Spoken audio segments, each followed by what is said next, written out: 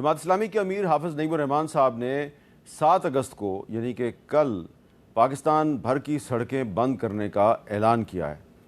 तो इस ऐलान की क्या वजह है, उनके क्या मकासद हैं, इस पर उनसे बात करते हैं। बहुत बहुत शुक्रिया हाफिज नईमुर रहमान साहब। आप कुछ बताना पसंद फरमाएंगे कि ये जो आपने ऐलान किया कि आप पूरे पाकिस्तान की सड़कें बंद करेंगे, तो क्या जमात इस्लामी कैपेबल है कि पूरे पाकिस्तान की सड़कें बंद कर दे, और किस वजह से आप सड़कें बंद कर रहे हैं? देखें, बुनियादी मसला इस वक्त यह है कि इंतहाई महंगाई है और इसका बहुत बड़ा सबब पेट्रोलियम की मसनूआत है, और इतने ज़्यादा पेट्रोलियम की मसनूआत में इजाफा है कि इसका असर ज़िंदगी की हर चीज़ पे पड़ रहा है। अभी 3 दिन पहले की रिपोर्ट थी कि 27 अशिया मज़ीद महंगी हो गई हैं पेट्रोल महंगा होने से। अब ये जो पेट्रोलियम की मसनूआत है, हुकूमत ये कहती है कि जनाब चूँकि जंग हो गई तो जंग की वजह से हमने कीमतें बढ़ा दी। अच्छा चले, जंग की वजह से आपने कीमतें बढ़ा दी, लेकिन इस लेवी का इनकी कीमतों से क्या ताल्लुक है जो इन्होंने एक भत्ता टैक्स और जगह टैक्स वसूल कर रहे हैं हमसे? और 1900 अरब रुपए इन्होंने तालिब इल्मों से, आम लोगों से, मजदूरों, किसानों से जिनकी आमदनी टैक्सेबल नहीं है, वो पेट्रोल की लेवी की मद में इतने पैसे दे रहे हैं। डीजल पे भी लगा देते हैं, इससे पब्लिक ट्रांसपोर्ट और गुड्स ट्रांसफर जो है वो सब मुश्किल हो जाता है। मानने के लिए तैयार नहीं है, कहते हैं IMF का दबाव है। भाई IMF तो आपको और भी बहुत सारी बातें करता है कि अपनी अय्याशियां कम करो, अपने खर्चे कम करो, वो तो आप करते नहीं है। 11 अरब रुपए का जहाज तो एक CM साहिबा ने खरीद लिया, 9 करोड़ की गाड़ी तो एक चेयरमैन सेनेट ने खरीद ली। ये वो चीज है कि जिस पर पब्लिक का पुरअमन एहतजाज न सिर्फ आवाम का हक है बल्कि हुकूमत पे दबाव डालना जरूरी है, वरना ये सुनता ही नहीं है। अब आप देखें, बहुत अहम बात है हामिद मीर साहब, 20 फरवरी से 28 फरवरी तक, 28 फरवरी को जंग शुरू हुई थी, 20 फरवरी से 28 फरवरी तक आलमी मार्केट में क्रूड ऑयल की कीमत थी $72 फी बैरल।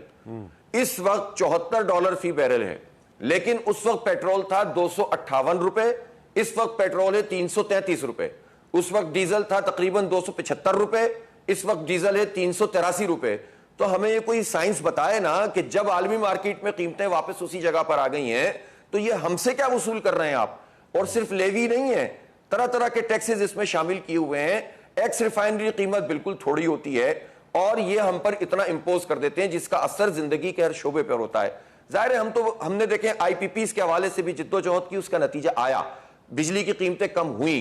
जमात इस्लामी का मॉडल ये नहीं है कि जलाओ करें, घेराव करें, गोली चलाएं, पत्थर फेंकें। हम पुरअमन तरीकों से सड़कों पर आएंगे। हमने पूरे पाकिस्तान में 510 मुकामात का मुतय्यन किए हैं और अपने अपने अजला में लोगों ने उसको बता दिया। कहीं शाहराएं हैं, कहीं बड़ी और सड़कें हैं, वो हमने नॉमिनेट किया। और उसके अलावा भी अगर स्टूडेंट्स और नौजवान अपनी बाइक्स के साथ आते हैं और बाइक को बंद कर देते हैं, पुरअमन एहतजाज करते हैं, और हमने कहा एम्बुलेंस को रास्ता देना है। थोड़ा सा जरा वजाहत कर दें, 510 मुकामात पे कल आप सड़कें बंद करेंगे, तो थोड़ा सा एजुकेट कर देना ताकि लोग जो हैं वो उस टाइम पे बाहर ना निकलें। ये कितने बजे आप सड़कें बंद करनी शुरू करेंगे? और कराची, लाहौर, इस्लामाबाद, पेशावर, कोयटा, बड़े शहर जो हैं पाकिस्तान के, तो या थोड़ा सा बताएंगे कि कौन कौन सी जगह आप बंद करेंगे?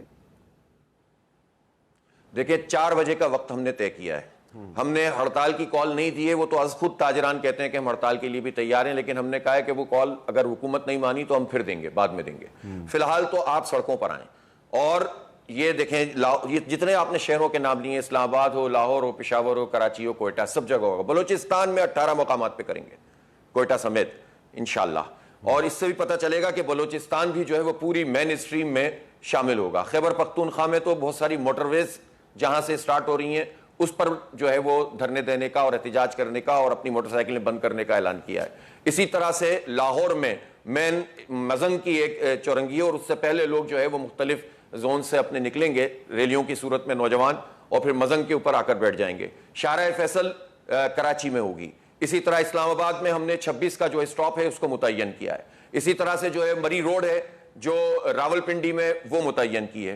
पेशावर में इसी तरह से जो मेन उनकी शाहराह है वहां पर है। इसी तरह गुजरावाला है, मेन GT रोड पर हम आएंगे, साहिवाल में आएंगे, भाई फेरू की तरफ आएंगे। इसी तरह से जनूबी पंजाब में भी मेन सड़कों के ऊपर आएंगे, मुल्तान में बोस्टन रोड के ऊपर जो है वो आएंगे। इसी तरह यानी जितनी जो मुझे अभी इस वक्त याद आ रही है मैं बता रहा हूं। हमारा मॉडल यह है कि नौजवान आए, तालिब इल्म आए, मजदूर, किसान, आम लोग आए और अपनी मोटरसाइकिल स्विच ऑफ कर दें और उस एहतजाज का हिस्सा बन जाएं। और इस बात को अगर हुकूमत कुछ नहीं करेगी तो इंशाअल्लाह कुछ भी नहीं होगा। एम्बुलेंस आएगी, उसको रास्ता देंगे, आवाम से अपील करेंगे कि वो हमारे ऐसे एहतजाज का हिस्सा बने। इंशाल्लाह हम सड़कों पर मौजूद लेकिन एक होंगे और सवाल पूरा है। पाकिस्तान पुरअमन तरीके से बैक वक्त होगा। जी एक सवाल ये है कि आपको पता है कि इस्लामाबाद जो है, मैं सिर्फ अभी इस्लामाबाद की बात कर रहा हूँ, यहाँ पर एहतजाज के लिए एक कानून बनाया गया है, इसी असम्बली ने यह कानून बनाया है, और जब ये सेक्शन 144 नाफिज कर देते हैं जो कि अंग्रेज़ों के दौर से चली आ रही है, तो उसकी फिर खिलाफ वर्जी के इल्ज़ाम में लोग गिरफ़्तार हो जाते हैं।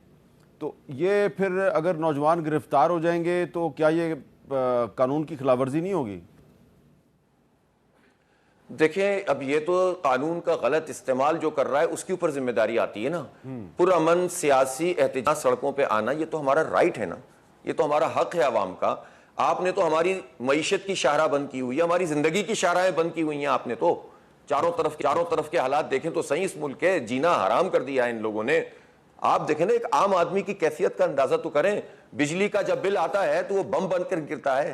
पेट्रोल के हर लीटर पर अगर 125 रुपए एक आदमी टैक्स दे रहा है, एक बाइक चलाने वाला 6 लीटर पेट्रोल इस्तेमाल करता है।